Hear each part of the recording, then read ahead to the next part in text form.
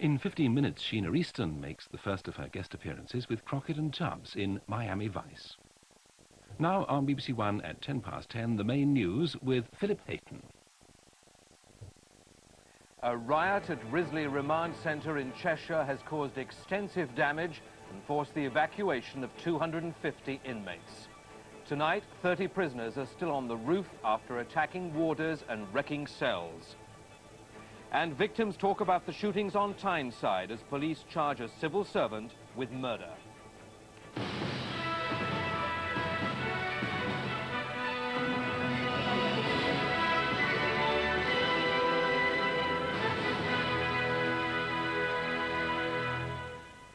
Good evening. 250 prisoners have been moved from Risley Remand Centre in Cheshire following more than 24 hours of protests by inmates. Tonight, prison officers have regained control of one wing, but a rooftop protest at another is continuing. Around 100 prisoners have been involved in the protests at Risley. The Prison Officers Association said inmates had wrecked one wing in what they called an orgy of destruction. The protests first became visible about lunchtime when a number of prisoners climbed out onto the roof of D Wing.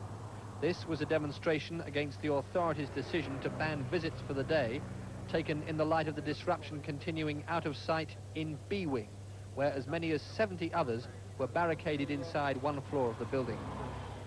As reinforcements arrived, complete with riot control equipment, it became clear that a serious disturbance had taken place. Later it was confirmed that 2 officers had sustained broken fingers, one other had cracked ribs. The authorities said that none of the prisoners had been hurt. They, meanwhile, tried to damage parts of the roof and hurled missiles into the yard below. One of them even had a riot shield. Some inmates were transferred away from Risley, which has been the scene of rooftop protests before. The authorities say that the prisoners are voicing familiar complaints.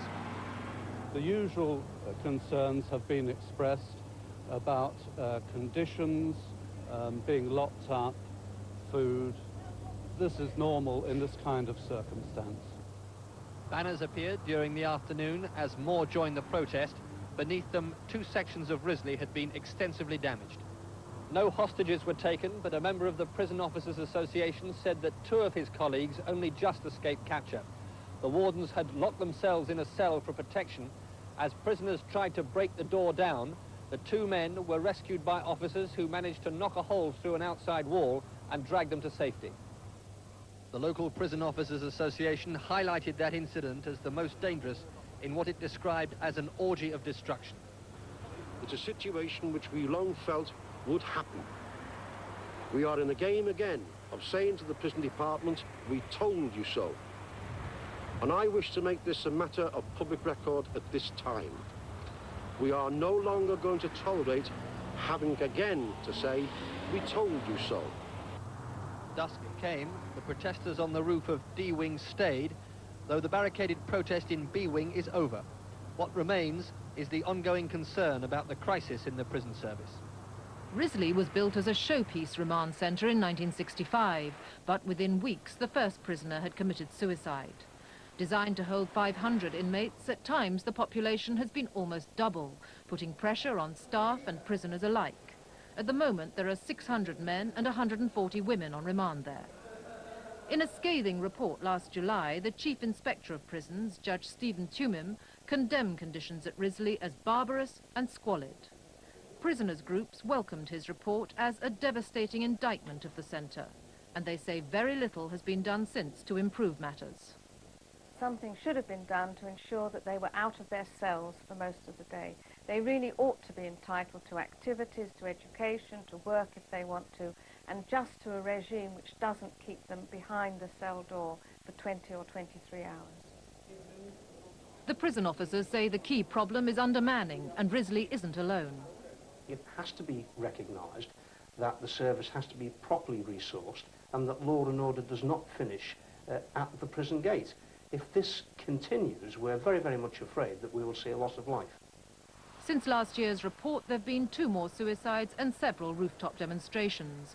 But the Home Office say a £2.5 million refurbishment programme is already underway, and the centre will be completely rebuilt over the next 6 years. A 22-year-old man has been charged with murder following yesterday's shooting in Tyneside. Robert Sartin, a civil servant, will appear before magistrates in North Shields tomorrow morning. One man died and 14 people were injured in the shootings at Monkseaton near Whitley Bay. 4 people are still in hospital. Some of the victims have been talking about their experiences.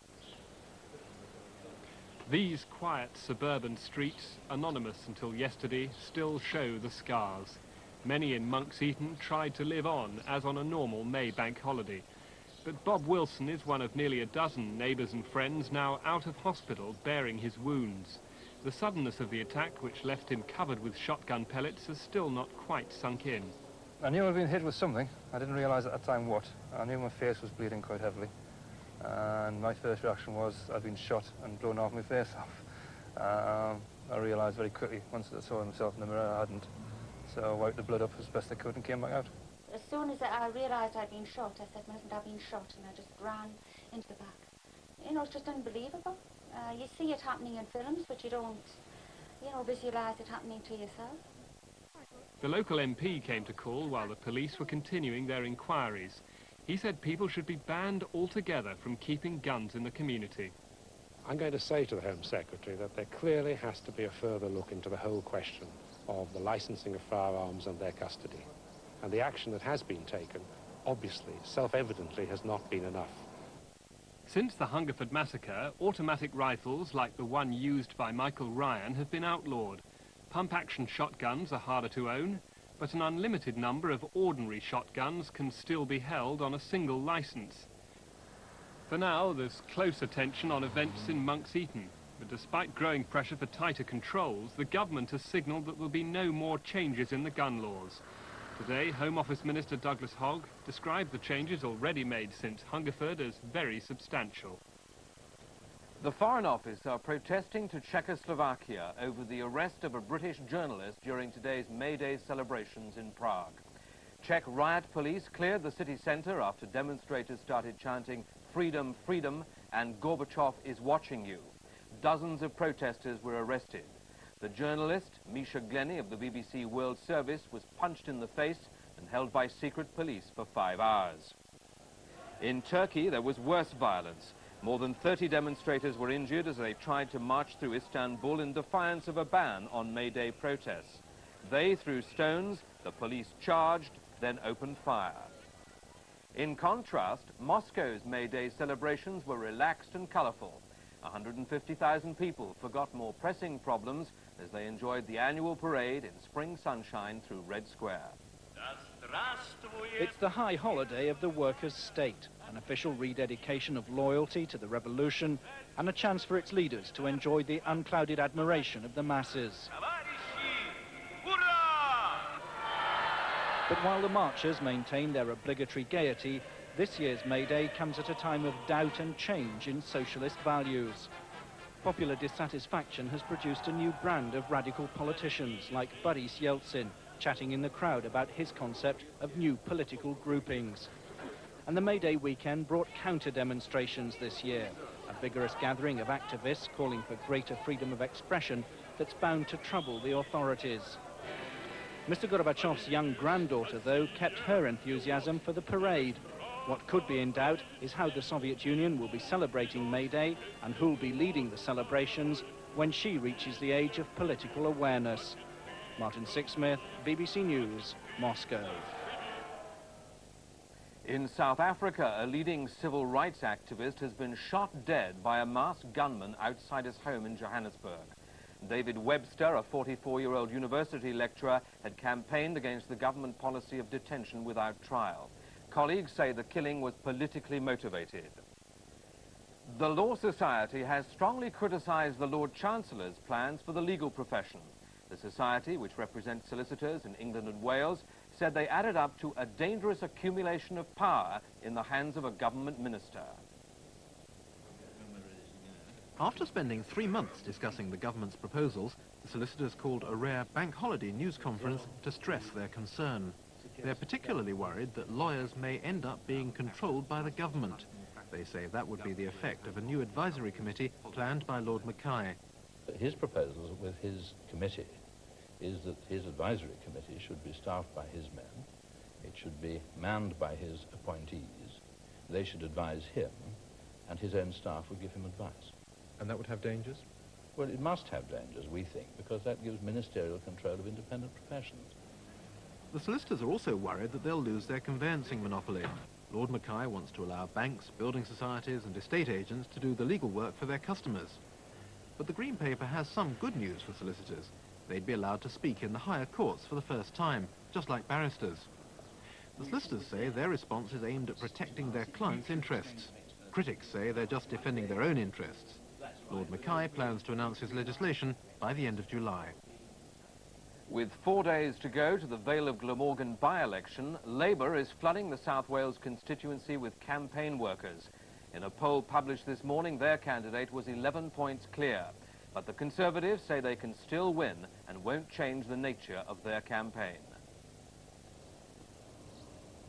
For 40 years, Conservative strength in the rural Vale has been more than a match for Labour's clout in the industrial town of Barry. But the latest taste of public opinion shows the Tories are struggling, though their candidate, Rod Richards, insists he's not downhearted.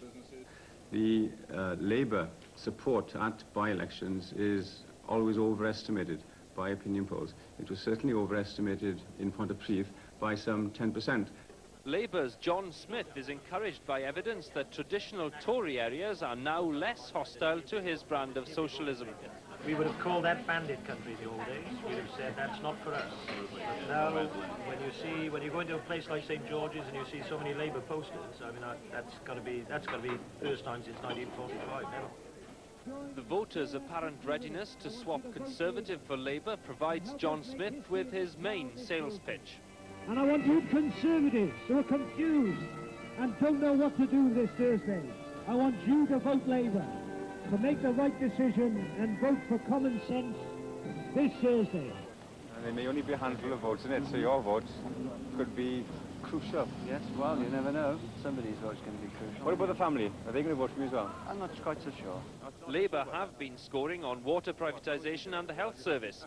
Mr Richards points to thousands of jobs brought to Wales by his party. He says he can still win, though local bookies now have Labour odds-on to snatch the seat. The other parties, Plaid Cymru, the old alliance partners, the Democrats and the SDP, all look set to lose their deposits. Labour have taken just 2 seats from the Tories at by-elections since Mrs Thatcher came to power.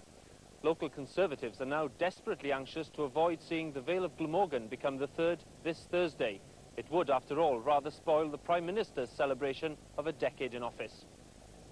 There are 9 other candidates: Frank Levers, Keith Davis, John Dixon, Marilyn Wakefield, Dr. John T. Arks, Eric Roberts, Lord David Such, David Black and Lindy St. Clair. Now sport. And Arsenal have taken a 6-point lead over Liverpool at the top of the First Division after a comprehensive victory over Norwich at Highbury. Alan Smith scored twice in the 5-0 win. But Liverpool still have 2 games in hand. In the Second Division, the champions Chelsea won again, but Manchester City still can't be sure of promotion after drawing with Crystal Palace. Wolves have clinched promotion from the Third Division because Port Vale lost tonight. And Maidstone United, club without a ground of their own, have won promotion to the 4th Division as champions of the Vauxhall Conference. Steve Davis has won the World Professional Snooker Championship for the 3rd year in a row and for the 6th time in 9 years. He beat John Parrott by 18 frames to 3 and produced what he described as the best performance of his career. It was the most one-sided final ever. The world champion was always at his immaculate best, though in truth he didn't need to be, his opponents giving an unfortunate new connotation to the phrase, as sick as a parrot. Oh dear, oh dear. Leading 13-3 overnight, Davis reeled off the 5 frames he needed, one after another. John Parrott concedes the title of Embassy World Snooker Champion, 1989, and a hat-trick goes to the fabulous Steve Davis. Charismatic he may not be, the best snooker player in the world he undoubtedly is. And that's all from the newsroom this May Day evening. Good night.